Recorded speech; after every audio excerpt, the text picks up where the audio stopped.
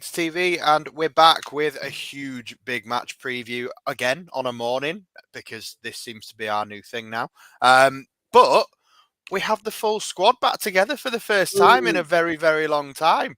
We've got Lad putting his girlfriend down for long enough to actually join us. We've got Dad in probably full spirits. You never know which way we're going to get him. Chris is fresh from a full Adam Forshaw 90 minutes of 11 aside yesterday.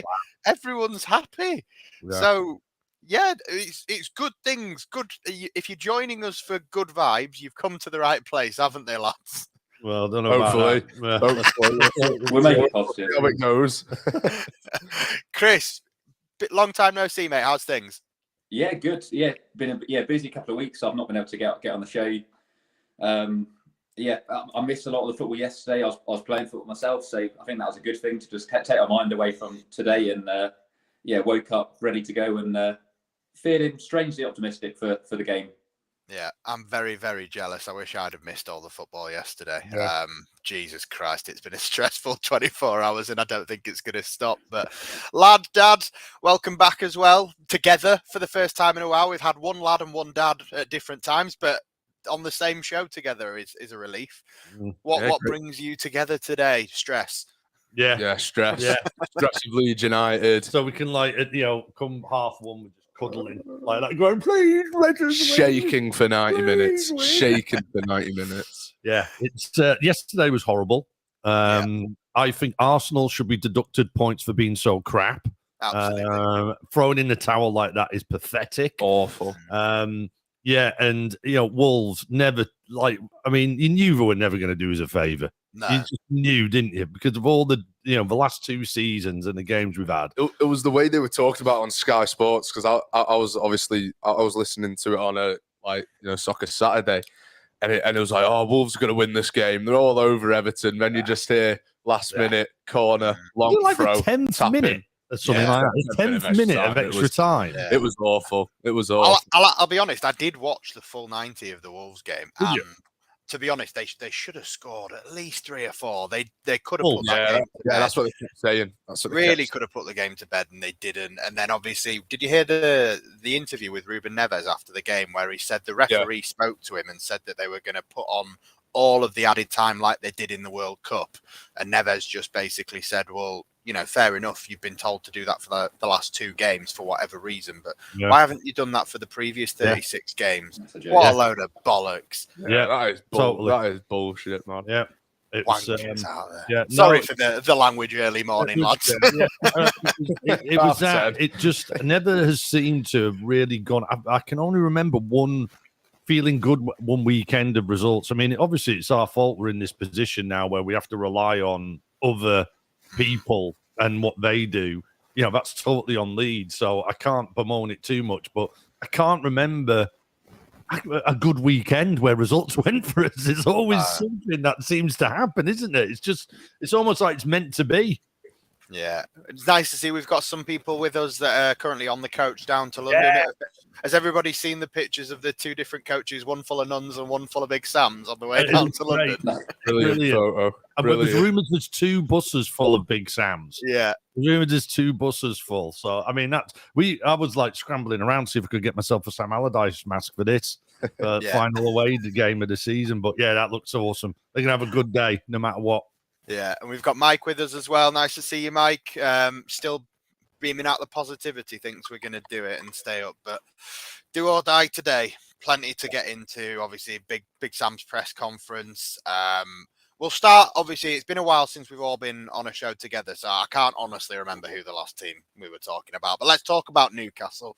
Chris, you missed it. The 4 of us would have been there had you would have turned up, but you didn't. So instead, there was the 3 of us and a friend of Dad's. And yeah, obviously, weird and conflicting kind of day. As someone who I imagine watched the game, obviously wasn't in the stands. How did it feel to you? Was it as deflating as I felt after the game? Like, I was happy that we'd got a point in a game that maybe we shouldn't necessarily ought to have got a point from, but like Big Sam said, the way we kicked ourselves out of 3 points, was it that deflating to watch on telly? I wasn't too deflated, to be honest, because I think all of us would probably have taken a point before the game. I know we realistically needed the wins. We're now in a sort of dire situation where we do need 2 wins, but we'd have all taken a point. I thought it was a really, really good start. I liked, well, I don't know if I liked the way we were playing, but I liked the sort of positive intent and sort of getting the early goal. It was just a shame, as you say, the way they threw it away. The 2 penalties were ridiculous. It just complete crumble, really. But even if the penalty had gone in, I still wouldn't be confident that we could have held it out. I think Newcastle, certainly in the second half, the players they brought on, it was quite a scary sort of second half when they were sort of throwing all the players towards us. So overall, I think I'd take it, and I think there's enough there to be being a bit confident for the next 2 games. Fingers crossed. It has improved. You can't obviously say that Big Sam, obviously the results haven't come. We haven't won both games, but the performances in the 2 games against City and Newcastle, it has inspired some belief. I think the fact that we come out of a draw with a side that are about to qualify for Europe, and feel deflated at all. The fact that we didn't win, and obviously we've only dropped points because we gave away 2 silly penalties, a red card, and missed a penalty of our own. But lad, how did you find last Saturday? I didn't get to chat too much to either of you after the game because you shut off. But how did you find it? To be fair, I mean, atmosphere-wise, I think it's one of the best games I've been to. I thought, Ellen Road was rocking and stuff. I thought, like Chris said, if you told us we were going to get a point before the game started, I probably would have taken it. But it was the mannerism we got the point. At no point did Newcastle look like a better team than us. We just gave away 2 horrible penalties, like just stupid, like a handball, a stupid handball, a stupid tackle. And then, we missed a penalty ourselves. But, the performance wasn't bad. We just shot our own selves in the foot. But you can't, like, Big Sam, I mean, that performance, it was proper good, proper gritty performance. I thought it was a good game. Should have came away with 3 points, but I can't really argue with a point against that Newcastle side. That's the frustrating thing, isn't it? It felt like, again, like many games, we should have got more than we did, and it was the suicide decision-making, from allowing Bamford to take the penalty to, that arm in the air. I mean, a lot of eyes are on Bamford right at the moment, but I mean, Firpo for me was the one who diddled us in that game. He really did, and I know. Sadly, He's back. It was almost like the first penalty where it wasn't him who gave it away. Yeah, but when I kind of saw it contributes, doesn't it? Though the slip, you go, what? Why are you on the floor here? What's going on? It's like the first domino being pushed in a long line of dominoes. It's a great way to put it, and it's just why are these decisions happen? We've seen it over and over again, right, with our team, and it's just so frustrating. There's obviously something psychologically that decision making has been so poor, especially defensively.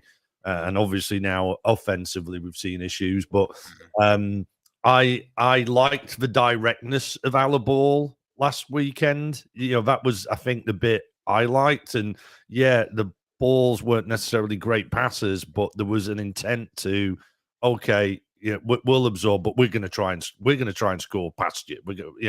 I liked that attitude that we had. Big Sam says it all the time. He said, look, well, it's about defending really well and then nicking a goal. That's what we've got to do. And I quite enjoyed that, watching that last week. I feel like if there's one thing that Big Sam's done other than obviously simplify the messages that he's delivering to the players and using the press conference really well and all that kind of stuff. But I think the one thing that I've enjoyed is that in a way he's just done what Jesse Marsch was doing but better. He's fuck all the tactics, fuck everything that makes it really complicated, and just pump them up, get them ready for the game. Come on lads, get some belief in you can go and win this game. And obviously, like, when you think of Jesse Marsch as the cheerleader that didn't cheerlead very well and it didn't work, whatever Big Sam's doing, it feels like when you watch his press conferences or you see him on the touchline, don't get me wrong, if you'd have said to me 3 games ago, Big Sam's going to be in charge, even at that point, I still would have been like, I like Big Sam, always found him really funny, just don't particularly want him in charge of my club. But now he's here, I am finding a way to get behind it. Obviously, the next 2 games will dictate more as to how behind it I can get, but at the same time, there's still no way that I want this to continue at the start of next season. There's 2 winnable games now, right? Exactly. I think that's the bit that Sam's brought to it. Yeah. Is we now believe we actually can get points from West Ham. He gives us as much of an opportunity to go and win these 2 games as any other manager we've had for quite a while, to be honest. So yeah, the Newcastle result there's positives to take from it. Like I think everybody mentioned, there's been a bit of a fallout from things that have happened in the game. Obviously, Twitter is a shit space in general. Yeah. Anyone that wastes their time with Twitter as much as, let's be honest, all of us probably do, I'll be honest. But anyone who quite a bit, but just a look yeah, at it, really. Yeah. But it's a cesspit of a place. But it gives idiots a platform. It gives idiots a voice. Yeah, and some of that stuff, and you're obviously reeling down it. The Bamford stuff is just insane. Yeah. I want to talk about the Bamford stuff, and I want to talk about the Ayling stuff as well. But I find both pretty much batshit mental. Yeah. First of all, I mean, Chris, from someone who watched the game from a different vantage point, I did.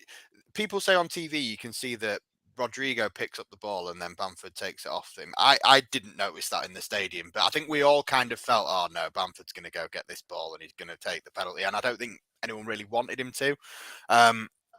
It's obviously the wrong decision to take the penalty. I don't think anyone needs to talk anymore on that, but that's not an excuse for what's followed, is it, Chris?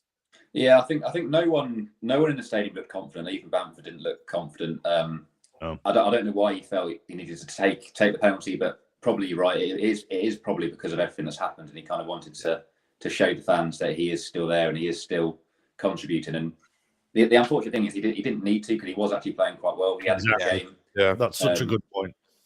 He's just not. We didn't need him to score. We've seen Rodrigo take penalties in a sort of crunch situation, and I think Rodrigo could have taken the miss better than Bamford. I think Bamford was in a worse place to miss it, and I almost think you have to take him out of this game from a starting point, just because there's so much going on. There's too much sort of nonsense. I don't think he will. I don't think he will take him out. Not by the sounds of the press conference. I mean, we'll get to the press conference in a bit, but it sounds very much like Big Sam's doing what every alternative person on Twitter is doing, going, I hope he scores the goal that keeps us up. That kind of thing. That'd be great. It's on Big Sam, that penalty. It's I didn't like how Big Sam reacted to that, and he kind of brushed it off. And I think this is a difference where you kind of see where Big Sam's failings in these points, because, look, I know we're never going to get Pep Guardiola. That isn't my point. But I tell you what, Jurgen Klopp or other managers would have made sure that before that game started, that the best person to take a penalty would have been ready for it. Are you sure? Hey, listen, I'm telling you now. Think about the week before. The week before you should take it. No, I'm telling you now. He should have known. That should have been organised. That is on the manager to sort out. Yeah, no, I do agree. And he was absolutely flippant about it, and he was like, "Oh no, I said no. That goal could have got us 3 points." Yeah, and he's got to take his own advice sometimes, Sam. Where he goes, "We're going to get this one chance." Well, then make sure you know who's taking the penalty, who the best person to take the penalty is. It's quite obvious if 40,000 people are sitting there going, he's missing this, and everyone did. Like, everyone knew. And they don't. And that's the bit that really puddles my brain, because it's a real simple choice is, do not let that lad, who now is going to be challenged massively psychologically, to step up and take that penalty. He's on an edge anyway. We know that. We can tell that. But he's allowed to go and do it. And that isn't on Bamford. I completely understand why Bamford would want that, for like exactly the reasons Chris said.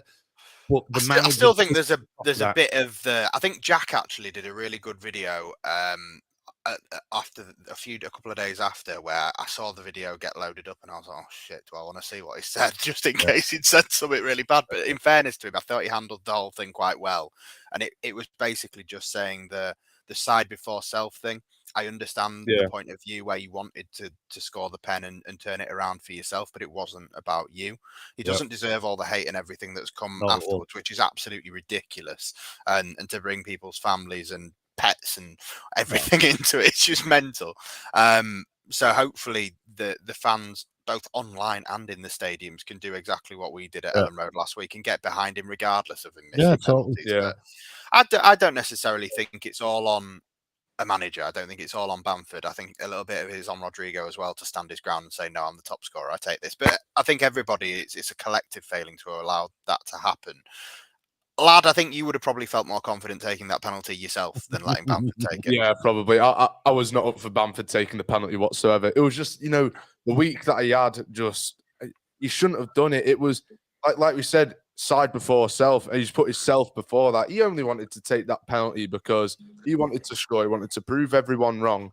Otherwise, if he wanted for the better for the team, I've let Rodrigo take it, the better penalty taker. But to Chris's point, he had nothing to prove. Yeah, he didn't have anything to prove. But he might feel, but he's a striker. He's got, hold up play. If he does a nice bit of hold up play, no one remembers the hold up play. People remember the goal scoring. Yeah, he's going to want to score a penalty, not be known as that guy in that one game against Newcastle where he just held up the ball nicely. You know what I mean? Strikers just don't get remembered for that. I just think it was very poor. Just no one really wanted Bamford to take the penalty, but himself probably purely because of he wanted to bounce back. But God knows what was on the pitch, but. I've seen Matt saying Rodrigo missed his last pen as well. We were there, weren't we? Cardiff away. Yeah. But Rodrigo also scored a penalty. I think Wolves last season scored a penalty earlier this season. Yeah. Bamford's record is 4 out of 9, which is pretty shit. For a striker as well. And there's a difference between a goalkeeper saving your penalty and that the one earlier in the season, Bamford's against Arsenal, where it's just not even on target. I think to miss a penalty altogether as a striker, to miss the target completely, that's where you shouldn't be allowed to take a penalty again until you prove that you will never do that again. And he's had a few misses as well. He has missed a couple of chances, and he knows that, and that probably again played on his mind and why he wanted to take it. But he just didn't need to. Yeah, he didn't need to step up. Yeah, the Leicester one I think is the one that's probably playing on his mind, and it's getting retweeted and tweeted at him. I don't blame him for coming off Twitter, and I don't blame any footballer. I mean, I've deleted all social media. The only one I use is the All These TV Twitter one because, to be honest, I just can't be arsed. And if I was them, could you be arsed? No. But I want to talk about the Luke Ayling one as well, which just really fucking comical. It wound me up because obviously, I've seen Scott on our channel put out some stuff on there, and I think he was one of these people that was a bit offended by the use of the capital letters on the word inside, and I just don't see it. I think Leeds fans at the moment, I don't know whether it's because the whole feeling around the club is just aggy, but you can't be getting offended by it's clutching at straws. It's just stop being so fucking sensitive about everything. I actually, and this is because I know I'm stupid, but I didn't get. I was I had to read it a number of times. Same with me. I generally didn't know what was going on. What's the problem? Yeah. I was what are we getting angry about here? And then it when it clicked with me, I was like, oh, come on. Like that, I said, don't go around. It's like someone in a pub when they're really drunk going around looking for a fight, isn't it? Yeah. Just going up to everyone in there. It's that same type of vibe. And do you know what? I actually loved that Luke Ayling put that out. I thought it was a great piece. And do you know what? I've said this, I don't want to say too much because last time I bigged him up, I totally jinxed him. And I think he went on this terrible run of form. But, he'll be captain's armband today without doubt, won't he? Yeah. Well, Cooper's meant to be back fit and potentially available. I mean, we'll get to lineups, but Ayling's stepped up at times this season. There's been times where he's disappointed, but I think it's probably a bit of the frustration in general. And I think the best thing that I've also seen during the week, Weston McKennie putting things on Instagram of him going somewhere, or there was the jokey one of Sinisterra shopping, and some people just commented saying stuff like, he's not allowed to go shopping.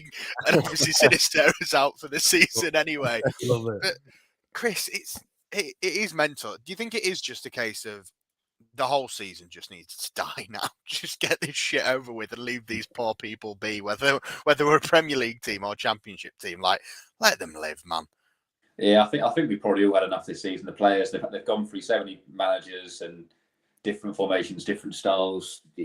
Yes, it's not been a good kind of season for anyone. So I think we need the summer to reset, and I think we might see quite a lot of players leave regardless, I guess.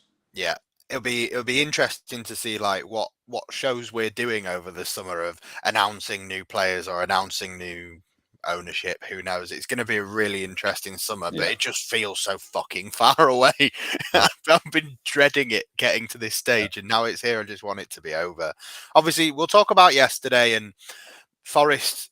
Like Dad said, Arsenal should be docked points for throwing in the towel that easily. They were awful, terrible, so mathematically now, it took me a while to work this out because I was just like, hang on, they're both on 37 points, but Nottingham Forest and West Ham United now both safe. And the reason for that is that there's only 2 more teams that can go down in it. So us, Everton and Leicester are essentially down if we win today. So they would have to beat Newcastle, which they're not going to. If they lose on Monday, we win today, Leicester will be gone, and it's a straight shootout between us and Everton the last game of the season. I don't trust anyone. I don't trust anyone around us. And even Newcastle, I'm going, oh God, I can see them losing. I can just. They only need a point to qualify for the Champions League. Let's just win today. Yeah, but Newcastle won't play for the point. No one plays for a point now. Let's just win. Let's just win today. Let's try and pull it as into our own hands as we possibly can. And if we win today, do you know what? That is, God, that'll be so exciting for next weekend. Like, I know it could be doom and gloom next weekend, like by the end of today, but like literally Sunday could be amazing for us. I mean, everyone should just pile down to Ellen Road if you've got a ticket or not. I know that's probably a bad thing to say, but I think the atmosphere will be absolutely outstanding, and I can't wait. It's going to be brilliant. I can't wait for that. If we get 3 points today, especially, man, it's actually going to be really positive. Let's forget about everyone else because everyone just lets us down at the moment. We can't rely on anyone, No, it was so hard to watch yesterday. Obviously, Wolves going 1-0 up. I was like, yes, come on, please, just do it for us. And then obviously they completely let us down. Yeah. Arsenal later on in the day let us down, and it's on us now. Absolutely, fully, it's in our hands, and we have to deliver today. Leeds and Everton straight shootout? They've got Bournemouth at home, I believe, last game of the season. Yeah, home. And obviously today, if we win, we go a point above them. Then it's in our hands. If we draw today, we're a point behind them. If we lose, we stay 2 points behind them. Yep. We've got Tottenham at home. So whatever happens, even if we were to win today, I still think we have to better their result on the last day of the season, don't you? Yeah. Well, we have to. If we do win today, we have to better their result. I mean, when we were looking, when I was coming here with Dad, I was talking about in the car. I mean, there is a way where we can get 2 draws and still stay up, but because we get 2 draws, Everton's goal difference is similar to ours. If they lose by 2 goals on the last day of the season, we get 2 draws, we stay up, but that's not going to happen. Yeah, I think we should just write that one off completely. Yeah. That's a permutation that's just not even a permutation, isn't it? I think it has to be. It definitely does have to be 2 wins. I think a win today puts us in a nicer position. I don't want to say a nice position because it isn't, but a nicer position. So I think a win today settles us. We're going positively to Tottenham, and I think we can beat Tottenham. They got beat 3-1 by Brentford at home.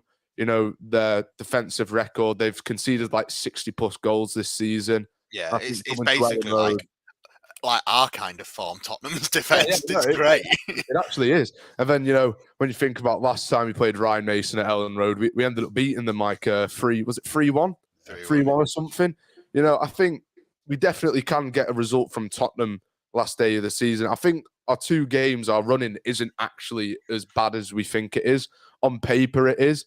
But I don't think it has. Oh God, that stat. This is one of these stats where up steps Leeds United. Yeah, that's us lost the last game of the season. There we go. I think it does. in a perfect world, it has to be 2 wins. I think that's the only very comfortable way of staying up. I don't think we can rely on Everton doing a Burnley because, Everton is so much more different to Burnley, as a club and as a team as well. Chris, same for you, I assume. Yeah, it has to be 2 wins. It does, but the nice thing is the players know that as well. I guess if results went our way yesterday, you might be thinking, a point against West Ham's good. You might be thinking we can get a point against Tottenham. They know nothing less than 2 wins is probably going to be what we need. So, yeah, we just need the fighters, whoever's ready for the win, just put them in the top in the team. Yeah. I don't think we've got back-to-back wins all season. I'm just going to throw that out there. No. Now's the time. I was going to say, do you feel like now is the time for up steps Leeds United? Throw that stat on its head. Yeah, totally. We have to. Fingers crossed. I mean, obviously, West Ham, the thing that I've been holding on to, and I've been talking about this, I think, in the last couple of shows, and everyone I've spoken to for the last few weeks, but since the day that we announced Big Sam taking over, I think it's been like 16 days, something like that. West Ham have played 5 times. They played Man City, Man United, Brentford in the league, either side of the 2 legs against Alkmaar. You throw in the fact that, we played twice in that period, City and Newcastle. Don't get me wrong, tiring games, but they played 5 games, we played 2. Yeah. We all saw, hopefully, on Twitter the other night, the AZ Alkmaar fans letting off fireworks outside the West Ham team hotel at like 3 a.m. We saw after the game, hopefully, Declan Rice having his first ever beer, apparently, in the dressing room. They were all getting pissed after they'd been fighting in the stands as well. Hopefully, Moyes let them have the day off in Amsterdam on the Friday as well. Chris has gone over to Amsterdam to take them all on a 6-hour bike ride as well. That would definitely help. Yeah, Chris would get them all fit. He'd get them all fit if he did that. But the thing is, Allardyce was talking about from his Bolton days the hangover from playing Thursday, Sunday, and how it always tended to end in defeat and that kind of thing.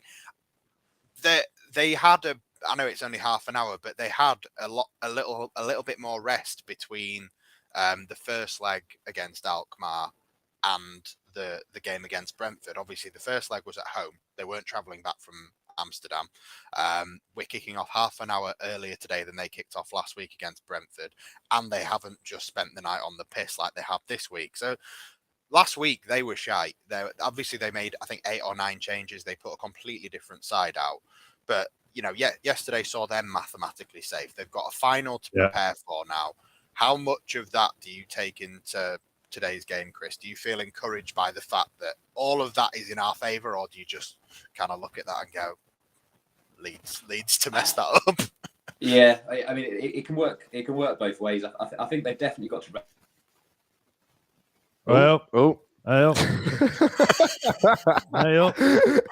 Cut him off. The Hammers fans have cut him off. Oh, he's back. He's back. You're right. You went. I'm back. You're back. I don't know where you lost me, but I think you should probably leave and rejoin because you sound like you're talking to us through the microwave door now. Okay, will do. I'll go to Lad and Dad instead. Yeah. So on West Ham, I don't know what he did to himself. Yeah. So on West Ham, Dad, what do you think? Do you think all of that stuff is stuff that a lot of people saying exactly what Big Sam said about this? Get in their faces early, and Big Sam said from 70 minutes on, just go for it at that point as well because fatigue will set in. Yeah, it's. I think that's exactly it. It is no matter what, we've got to go at them. We need to win, so we need to score goals. So we've got to be up in their face. But I tell you what, I think the only thing that goes in our advantage, and I'm like you, Ved, gone through all the things that might benefit us. I think it's just the fact that they'll want to win that final. Some players will be like, "Come on, Gaffer." Actually, will they actually say rest me? But they've got to, Jared Bowen should really not play another game until that final because he's, all those types of players. Declan Rice should be wrapped in bubble wrap for them. None of them should be risked unnecessarily. And these next 2 games are unnecessary in the league for West Ham. So I think that might go in our benefit. But regardless, whoever's on that pitch, we need that win and we need to make sure we're at them and focused. And that direct ball we played against Newcastle, I think that could get us across the line against these lot. that aggressiveness in the forward momentum. We'll come up to lineups later, but it's quite obvious. Like, Forshaw should be back into that. What we really need today is not to worry about what West Ham have got up and coming. It's our own performance and not making stupid individual mistakes. Like Verber sliding in like he did was ridiculous last week. He didn't even slide in. It was just an awful. It was awful. It was horrible. What he did. Just overcommitted, like didn't that. it? And stuff Lads, like that. I want to ask you in response to what your dad just said there about if you were playing in a cup final in a couple of weeks' time, would you want to be, like D says here, going 50-50 into tackles, or would you kind of want to get on the pitch, show the manager I deserve to be fighting for my place in that final? Do you not think that's something we need to worry about? I think players will definitely be more apprehensive in the thing. So that's where I agree with my dad on the fact that, it's all about our performance. I think, we need to put out a good physical performance, almost scare them because this is their first, it's like their first final for how long? It's since the Gerrard goal it was. So nearly 20 years ago. So first European final since 76. Wow. Yeah, first European final since then. Exactly. So I think when you take that into account, it's quite a big occasion for them. Yeah. So I think I don't think there'll be a weakened squad, but I think the players who are going to play are going to be a little bit more cautious in the way that they play. When is this final? When is it? I was going to say this is a good question from Michael. It's on June the 7th. So obviously we finish our league season the 28th next week, and then they've got a full week and a half. So does the cup final come into it that much, or are we just sort of clutching at straws to find something positive? We're absolutely clutching at straws, right? Without doubt, we all are. And, I'd love seeing everyone saying, go wild, lads, and all that type of stuff to all the West Ham players. But, it's about us now. Yeah, it's not about anyone else. If we lose this today, that won't have anything to do with West Ham being in a cup final, will it? Yeah. Hopefully D's right. Every small injury that could happen now would basically be you out of the final. So hopefully they ain't throwing themselves full-blooded into tackles. Yeah. And Declan Rice, for me, I think will play regardless. Well, he's the captain, isn't he? Yeah, he's only missed one game all season, and even then against Brentford last week, and obviously he was on the bench for the first time all season. But they still put him shit, Calvin Phillips, though, isn't he? Yeah. You're still in the microwave. Oh, no way. Fucking hell. Get out of the microwave. It's turned into a Dalek. What's going on? I don't know. It's like some dust in your microphone or something. I don't know. Yeah, he's had to go. Oh, bless him. We were just really intrigued to find out what we won't find out what Chris thinks about West Ham. We'll just ask everybody else. Yeah. We've started talking about teams and everything anyway. So let's have a bit of a catch up on the Big Sam presser. Did either of you guys watch it? And do you want to catch us up, or do you want me to bring it up to speed? Well, you can bring it up to speed. I mean, lad looks ready here with the microphone. Oh, come on, lad. I didn't even listen to the interview. To be fair, I don't think I did. So I've only been reading off Twitter. No, I mean, to be honest, if you read off Twitter, you can basically get to grips with everything he said anyway. Yeah. Few. I mean, Dad said he spoke about the costly mistakes against Newcastle, being the players didn't follow his instructions, which is why we didn't win the game in a nutshell. Which I was I like the personality that he shows, and I like the way that he seems to talk sense to the players through the press, and obviously I don't like the fact that he name drops Fergie every 5 minutes and saying this is why I do that, but it is what it is. I think the bits that I heard, he definitely basically ruled out Jorginho Ruta playing any part in the rest of the season, and said he's one for next season, properly throwing Victor Otter under the bus again. But he definitely spoke about Bamford, and for me it sounded like Patrick Bamford will start the next 2 games. He will play the vast majority unless there's an injury or something like that. And in a nutshell, he wants him to go and score the goal that keeps us up, silence everybody that's criticised. And I mean, I'll be honest, I've popped bets on the last 2 games for Leeds to win and Bamford to score. So it's probably my fault, but I've switched it up today and I'm not betting on that anymore. So hopefully... So hopefully, maybe I'm the curse. Hopefully, it's not that way today. But I found it interesting that he spoke about Adam Forshaw and just said he's treating Forshaw a bit like Bielsa treated Pablo towards the end of the championship season.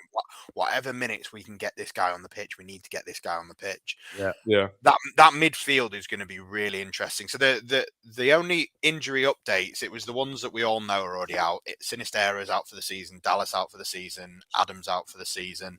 But Mark Rocker's added to that list now. Yeah. I don't know if he's out for the season, but he's definitely not in the squad today. Firpo obviously missing today. So the questions will be around left back, who fills in there. That midfield, did we like the setup against Newcastle? I think he seemed to like the formation and what he saw. And I think if you read into him talking about ruling out individual mistakes, I think I'd be inclined to expect the same lineup, or as close to the same lineup as possible. If he can get more minutes out of Forshaw, I imagine he'll try. And then obviously it's just the left back thing. But how have you found the bits that you have seen of him? Does he inspire you, and does he make you think that he could inspire these players, regardless of formation and regardless of what team he puts out? Yeah, he did. I don't know if you saw it. He did a bit of a Soccer AM piece with Tubes yesterday, and he basically showed his card on what he's doing, and but there is obviously some tactical stuff. But what's always at the forefront is his communication and managing people. Yeah, and I think he is excellent at that. So it's. I mean, tactically, again, I go back to the fact that he let Bamford take that penalty. Shows he is probably a bit behind than some other managers on whether it's attention to detail or whatever you want to call it. I see that as more of a tactical thing. But we've got good players in our team. Like Bamford is a good player. Rodrigo is a good player. Harrison, Nonto. We've got really good. Forshaw is a fantastic footballer. He can get. It's very traditional what he does. Hence his references to Fergie. Yeah. But I believe we've probably got the best man. I think I said this last time we were on. I would rather have Sam Allardyce in this position, Pep Guardiola. Yeah, probably. I mean, if Pep Guardiola was called in for these last 4 games, I think we've got more chance of staying up with Sam Allardyce than we have Pep, just because of the type of manager. Now, if we were, I'm not sure I'd like to watch that tested, but it is. No, but it is. If you think about it, you go, oh, actually, this guy, he'll say all the right things, and the way he's conducted himself, I think, has been brilliant. I'd like to say the only negative I've had is the Bamford penalty. He should have taken ownership of that more. Yeah. It almost went, man. I mean, he didn't even figure, to say I didn't change anything because I just said as normal, just kind of said to him, well, you haven't gone over every little detail here. I love the assistant coaches as well. I think they're handling themselves really well. Yeah. I mean, Robbie Keane really making his presence felt, isn't he? He grabbed Bamford when he missed that penalty and said something in his ear, which was probably along the lines we believe as goes to make sure he scored a winner here. And at the end, he was making the players throw the shirts into the crowd. Yeah. I thought it was that group is the best we can have, I think, right now for me. Yeah. What about you, lads? Happy to have him so far and feel like he can inspire these players? Yeah, I 100% think he can, because I think, like Dad was saying, they were going around, throwing their shirts off into the crowd for the fans. I think, they've built that connection back with the players and the fans, just it had gone under both. Yeah, 100% it had gone. After that Bournemouth game, I don't think there was a single Leeds player that I liked, but, he's done, he's done so well to just bring that back together, and that core of assistant managers that he has there is brilliant. I think he's a great motivator as well. Yeah, he's perfect to have in this moment. He's perfect. I'm going to ask you, lad, because you're one of the FIFA generation. I'm hoping that you're going to be able to compete with me on this. I've not asked you beforehand, so there's no preparation gone into this. I'm going to see what you've got. But have you got any interesting stats for us to go into the game feeling confident with? You must have seen at least a couple on Twitter. Come on. I don't know. I don't think I have. Have you not seen the Rodrigo versus teams beginning with a W? Yeah. So he scores a lot against teams that begin with W in the name. Yeah, his last 5 games against teams beginning with a W, he has scored in all 5 games. 3 against Wolves, once against West Ham, and once against Watford. That's a good one. Yeah, there's someone, Big Sam, that I know there's a West Ham fan in the chat wants me to go through, so I'm not going to, because David Moyes versus Big Sam doesn't tend to go all that well, I'll be honest. Does it not? Does it not? Does he struggle against Moyes? Yeah. It's change. Not a great record, I'll be honest. Averages 1 point per game against David Moyes, but the most recent, not great. Last 8 games in a row, David Moyes has won. Last 5 games against West Ham since he left West Ham. Allardyce has lost all 5. He's been to the London Stadium 4 times, lost all 4. So let's ignore those. We're shite teams, though. We're shite teams. Yeah. Well, West Brom. Sunderland, Palace, Everton, and West Brom. But when you look at, I for the blog that I do, I always do like a head-to-head record, what it looks like overall in the history of the fixture, what it looks like in the Premier League era, and then what it looks like at the venue that you're playing at this week. And West Ham have only ever beaten us in London in the Premier League twice, and we played them 12 times. So we've won 7 of those, which I found really surprising. Obviously, the last 5 games that we've played haven't gone that great. We lost the first 3, I think, and lost the first 3, and then drew earlier this season. But then obviously our last visit to the London Stadium, as someone's just said, the Harrison hat trick. So I also looked into Jack Harrison, and his record against West Ham is the best he's got against any side he's ever faced in his career. Well, mate, if you put in money on today, my only things I would tell you to bet on Rodrigo and Harrison. Just whatever you want to get out of them, a goal and assist, switch them round. They're the people that you want on today.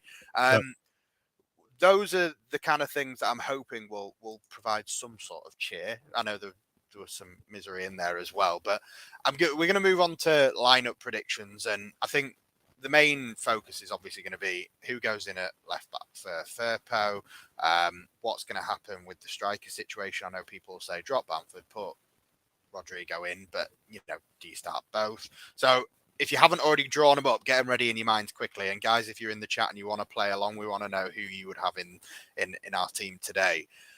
Goalkeeper isn't changing, is it, guys? No. He's going to stay as Joel Robles for the end of the season. Yeah. Did you think he had a good game against Newcastle? I can't remember him doing anything wrong, but 2 penalties. Okay. You can't really do much about that.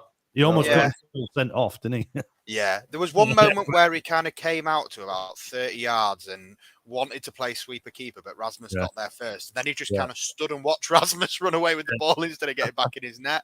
Yeah. And then obviously there was the antics around the penalty.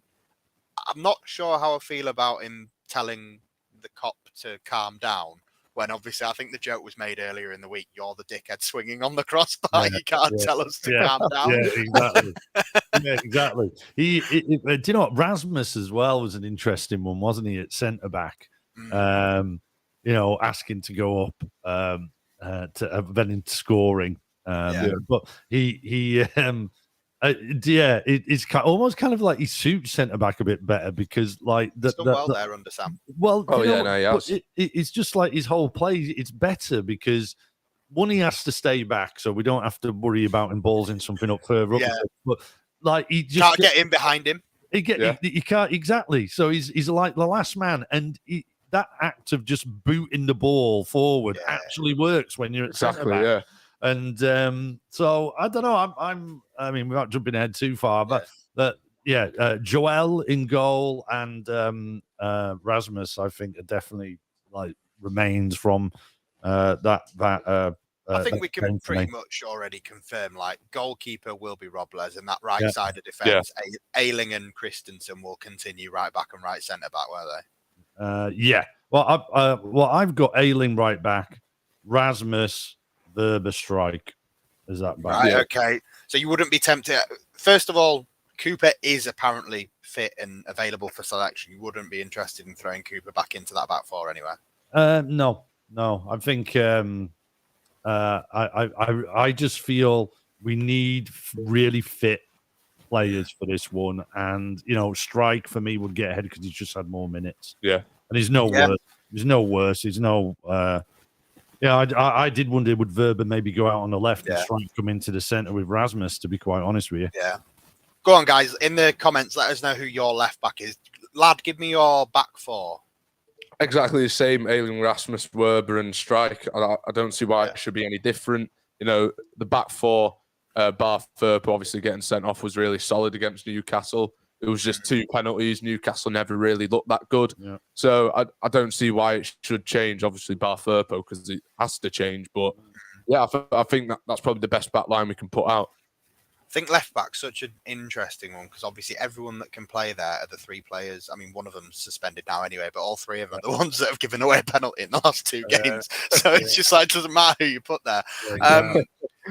I'm not sure how I feel about Coops. If I was to say to both of you, you've got the option of maybe moving Max Verber into midfield if you were to play Liam Cooper in defence, would that not change your mind at all? I think Robin Koch will always get that. For some reason, all our managers have seen him as like Bielsa. Just to put him there, if you remember. I personally have never got it because the guy just doesn't seem to be able to pass. I thought he was good there last week. Though. Yeah, he didn't play that bad there. I thought. I think he intercepted well. I thought he did. I thought he won the ball back for us, but he still was awful at passing. Yeah, but I mean, everybody was awful at passing. I guess. Yeah, it's not really good Leeds player. That is. He's never looked good at passing. Yeah, ever. Are we all thinking it's going to be a continuation of the 4-3-3, or do you think the formation's going to change? Got to be 4-3-3, right? It's got to be against West Ham. I think so. Yeah. I think that midfield, I would expect it to stay the same. So I reckon it's going to be Greenwood, McKennie, Koch. I also went Pascal at left back, and I thought Cooper would be on the bench. But that midfield 3. Do you think it will still be Greenwood, McKennie, Koch? And if that is the midfield, I know how much you love, both McKennie and Greenwood. You wouldn't want Verber in there and just put Coops in defence. No. I would I want? You come to this. Would I want? I'd want a lot to be different, but I think it will be Koch in there. McKennie, I should be the furthest forward because I hate giving that guy defensive responsibilities because he's so rubbish. But the one for me who I think should walk into this side is Forshaw. Yeah. I have Forshaw in front of Greenwood, and I think he's ready. He's shown me in the last 2 games he's ready, and don't quite understand why he hasn't played full 90 for us. I'm sure there's maybe a reason for that. I think it was managing minutes. I don't think he could do any more than 45. Well, now, I think the 45 against Newcastle was kind of like a Bielsa preempted one where he was always coming on at halftime. Yeah, no matter what. Well, that needs to flip now. So let's get him on. Let's start with him. And if need be, then I guess Greenwood would come on if he got too tired. But I mean, I think I prefer Forshaw and Greenwood to McKennie, to be quite honest, and Forshaw. But McKennie is going to play. Announced that he's definitely going back as well, no matter what, hasn't he? Well, rumours flying around. Is that I'm not sure it's officially announced, but it sounds very agent talk. He's not hanging around. It doesn't sound like it. I enjoy the links to Brighton to go for 10 mil cheaper than what we paid for him as well, which is just throw that in the get to fuck this season, please. I'm willing to bet that Brighton manager ends up at Spurs, by the way. Really? Yeah, I'm going to bet. I don't know. You heard it at first. I don't know. I've got a feeling in my water. Money will be thrown at him. You did also say Everton would finish in the top half under Frank Lampard. I did. Was it seventh? I think I said. It's been a while since I brought that up, so I had to wheel it back out. Hey, come on, to bring it up. Come on, the predictions from everyone. I think I got it right with Leeds, though. I'm sure we all said like He 14. said Jesse Marsh gone by Christmas and he went in Feb, so Fair enough. a little bit wrong Should on have that been one. gone by Christmas. Oh yeah. Looking back Anyway, now. back onto your midfield, lad. Who's your midfield? Same as Dad. Cock McKennie for sure. I think that's probably the strongest one we can put out. I think Greenwood, he just looked like, he got the ball and stuff, but his decision making was just dreadful.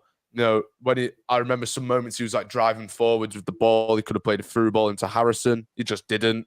He went for a different pass. And then what summed up for me as well was that opportunity he had off to the right side of the box a bit. Just took the shot way too late and just skied it. I think that Greenwood, he shouldn't be playing. I know he's good at set pieces and stuff, but I don't think he should be playing. I think that's probably the strongest midfield we can put out. Yeah, I don't disagree with you. I'm intrigued by this one from one of the guys in the comments. He sent in before saying he was going to do it in like a 3-2-2-3. So it's like a 3-4-3 diamond type thing. But I just don't want to see Aronson start. And I think with the front three, we're about to move on to it anyway. Obviously, last week it was Harrison, Bamford, Rodrigo. I don't think Bamford's getting dropped. I think it will be the exact same. It's Big Scott. I've only just realised. Hello, Scotty. Didn't diss you earlier, I promise. Talking about the front three, Jack Harrison, Rodrigo, and Bamford. We had those front three last week. I expect it will probably be the same today. Normally, I'd always sort of campaign for getting Willie Gnonto in. But with what Sam was saying, 70 minutes onwards, I think Willie Gnonto, even Brendan Aronson to a degree, getting players like that on at 70 minutes to buzz around and be a pain in the arse when their legs tired, that could genuinely be a really good idea for the. I've more faith in Somerville and Gnonto being the people who. I think we need to use Somerville. Isn't it strange how I don't think Sam fancies him, does he? It's hard to tell from two games against City and Newcastle. Been a few times you think, come on, whack him on the pitch. Yeah, especially against Newcastle last 10 minutes. And you're just like you're going because he's so tricky, so quick and tricky. And like you say, when everyone's knackered at the end, which hopefully against West Ham, will get really tired for all the reasons we've talked about before. But I think that front three is the same for me. Yeah. So, given that, I think we've basically predicted what Sam's going to do, but it's not far off what we tell him to do any different. Really, exactly. Yeah. Does that team fill you with confidence, though? That's the question. I'd say so. Yeah. I'd be fine going in with that. I think it's probably one of the strongest teams we can put out. So it's kind of like that back four. We'll give everything. It's when you look at the talent of Koch and McKennie. And Rasmus at centre back, although he did definitely do well against Newcastle, you think, Jesus Christ, we've got to a point where we're playing Rasmus Christiansen at centre back. That's the kind he's played better. He's played better there. Yeah, he's looked better as a centre back as he's looked as a right back all season. It's just depressing that we find ourselves in this position, isn't it? But who you thought was going to be our player of the season, Rasmus Christensen? I did. I said he was going to be our player of the season. Your dad's getting thrown under so many buses this morning. I did. Good start to the day. Well, it's got to be someone on it. Yeah, guys, we've got 190 people watching live with us at the moment. Wow. So if you haven't already, do the usual, smash a like, subscribe to the channel. Even if you are a West Ham fan, I think I've even seen a Sheffield United fan or a Villa fan. Villa fan asking us to beat Tottenham on the last day. Trust me, mate, we'll fucking try. We want to as well. It's part of the plan. So yeah, guys, smash a like. Thank you for joining us. Hopefully stay with us for the next 10 minutes or so. But yeah, if you haven't already, I know there's a couple in there, so I'm going to scroll back and see if I can find them. But I want you to get your score predictions in as well, and I'm going to start flashing those up. Lad, I'm going to come to you first. It sounds like positive here. You sound like you've got it in you to say maybe a win. Well, as Philip Anderson says there, I think I'm going to go 3-1 Leeds. I put it down on my Super 6, so I've got to stick with it. Have you? So, 3-1. I'm really tempted to say whenever you bet on Leeds, but no, we're in a positive mind frame, and on that positive mind frame, Dad, 2-1 Leeds. Oh fucking hell! Both of you going wins. 2-1 Leeds. We need a win, not a win. We have to win. You got to predict a win. I I think it's going to be horrible. I think it's going to be a horrible, awful game, horrible experience for everyone involved until probably, but hopefully. This is why I'm inclined to definitely go away from lads 3-1, more towards dad's 2-1, because 3-1 sounds too simple and too easy, and I just don't think it's going to feel like that. I think this could be one of the first times all season, or for a very long time anyway, where the whole panel's going to go for a win. I don't think we're going to get the clean sheet that Big Sam said that we need to keep today. I'm with Dad. I've gone 2-1. I think in my original predictions from a few weeks ago, where we were predicting the full running, I originally said we'd draw today. But I think with Big Sam and obviously circumstances around it, like I said, those 5 games in 153rd minute equaliser. Well, wouldn't surprise me. Oh man! I think the tired legs, the already being safe, having a final to mentally focus on instead of this. So many different factors are just making me think if there's any day Big Sam can get these boys up for it, especially the way he's had them playing in the last 2 games. That was one thing he said in the press conference that I think we should probably point out as well, that the fact that we went to Man City and it wasn't a 2-1 game, was it? We did get bumped, but come on, this is it. I thought that was a bit stinky. But we stayed in the game. We lost the game 2-1. Real Madrid got pumped 4-0. Yeah, but Real Madrid let those goals in. We had Manchester City holding the ball up in the corner for the last 5 minutes. You're telling me we didn't do anything in that game? Absolutely crucified. Man City were holding the ball up against Leeds United in the 85th minute. Haaland gifted us. Mate, I'm with lad 100%. Real Madrid got pumped 4-0 there. Yeah, but Real Madrid. That is a ridiculous comparison. They were better than Madrid. Remember the game. But same thing happened a week later. Newcastle at Ellen Road 2-2, and they didn't. They looked a shadow of the team that ended up going to beat Brighton 4-1, and Brighton are a much better side than us. I'll take it. I will take that. I'll take the Newcastle comparison, but I'm not having. He's got a point. He's got a point. He's managed to get performances out of these players at places where Carlo Ancelotti didn't, and places where De Zerbi didn't. So we've got to take that into. It's motivating. He's motivating the team. Exactly. I think he does a really good job. Get your dad talk.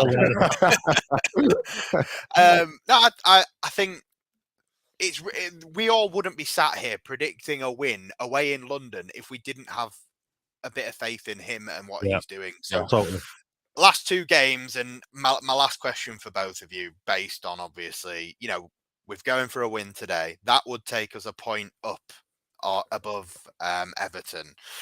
If Leicester were to lose, like I said earlier on Monday night, that would all but relegate them, leaving a final day shootout with Everton, who are at home to Bournemouth. We're at home to Tottenham. Can we stay up? Yeah, we can. I don't see why. I don't see why we can't. I think the players, Sam Allardyce will have the players fighting. I think they're starting to look like they care a little bit more compared to a month ago.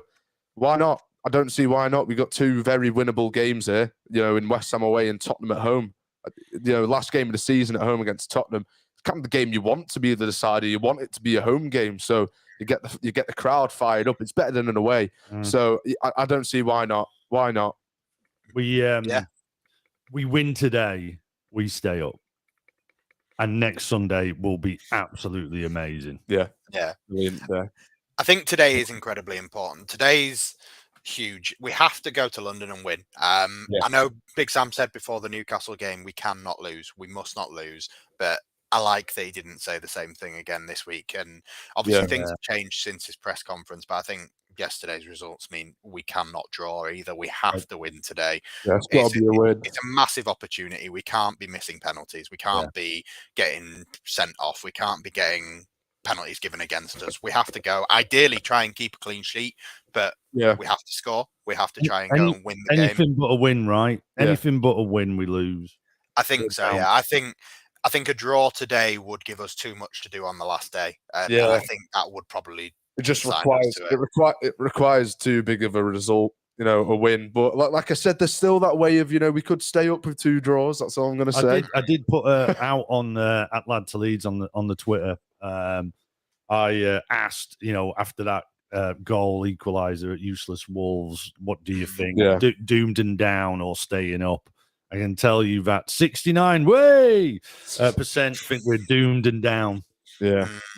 Staying up 31%. So Is that the protective core of the fan base that are just harnessing their own feelings so that they can't get hurt anymore? It actually is, if you think about it. Like the negativity you do get on Twitter, that probably sums up the percentage of people who just love being negative on Twitter. So I don't know, but I today, if we win, we stay up. Yeah, I've been resigned to it all season under Marsh, even under Scabala, under Gracia in particular. I've always thought, we are down, or at least, at the very least, it will go to the final day. But the last couple of results, fingers crossed, we're saying exactly the same thing in a few hours' time. But I just feel like it can be done, and today's the start. Today has to be the first step on the road to getting this done. And like Lad says, we have to win 2 games. This is where Big Sam steps up. This is it. Fingers crossed. Fingers crossed. Guys, if you stayed with us for the last hour, thank you very much. If you're on your way to London, cheer them on for us. We're very jealous we can't be there today, but we will be with you in the stands and hopefully on the pitch. Well done, Forest fans, for not going on the pitch, but we absolutely will be. If we can get the same thing done next weekend, fingers crossed. If Firpo scores next week, we're on that pitch. Oh my days! Imagine if Firpo is the one who keeps us up. Carnage. Wow. He's got to get his place back, hasn't he? Got to fight for it back. Wait and see. Let's hope it is a challenge for him. But lads, Dad, thank you as always for your time. Thank you. Great to have you along with us today. Chris, if you're watching, I assume you're not. You're probably still stuck in the microwave, isn't he? But guys, thank you very much for joining us, and cheer on the lads today. Fingers crossed for a massive 3 points, and we drag this out one more week and we get it done. So just an hour until those lineups are out. I'm glad we've managed to keep you going for an hour, guys. But enjoy the game.